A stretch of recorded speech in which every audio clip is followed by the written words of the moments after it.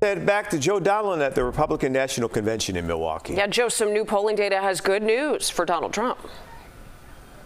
It does indeed, Marie and Jim. The latest CBS News poll has the former president up 5 points now nationally, 52-47, up 3 points in the battleground states. Joined again by Pat Brady, former head of the Illinois Republican Party. Pat, we'll get to that in a minute. Let's start with the speech tonight from the former president. You went back and watched the 2020 speech.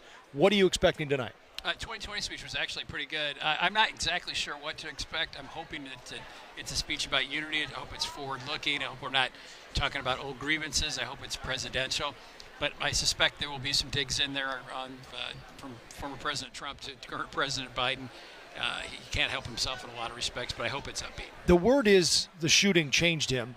Understandably, I mean, an assassination attempt would rock anyone. Do you think we'll see a different Donald Trump tonight? No. But I think he will be very professional like he was 4 years ago. I think he knows the importance of the speech. I think that the people here, and I think the Trump campaign thinks that they're doing very well and will likely win, and it's time to start acting like a president. I think we'll see more of that tonight than we've seen maybe in the past. All right, we've been talking all week, Pat, about the situation with Biden. Should he stay or should he get out of the race? And now today we have the Washington Post reporting that Barack Obama has told allies President Biden's, quote, path to victory has greatly diminished. What's changed today? Is this becoming more of an inevitability, him dropping out? Yeah, I think he might be done by the weekend, but he will be done probably in the next week or 10 days. And then it's going to open up the process of how they're going to select who's going to be the nominee. And there's a million different variations on that, which will be interesting to see. And it's going to be a very interesting convention in Chicago if President Biden drops out. So there are a lot of possibilities. Does Biden endorse Harris? Does he leave it to the delegates? Is there an anointment of Harris, an anointing?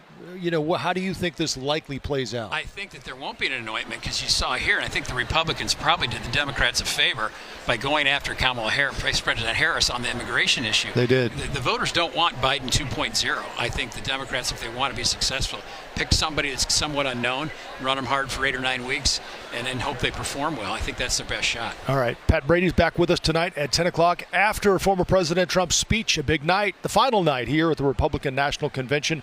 For now, we'll send it back to you in Chicago. We'll see you both at 10, but thank you for all your context and reporting this week at 4. We appreciate it. For you both. We do.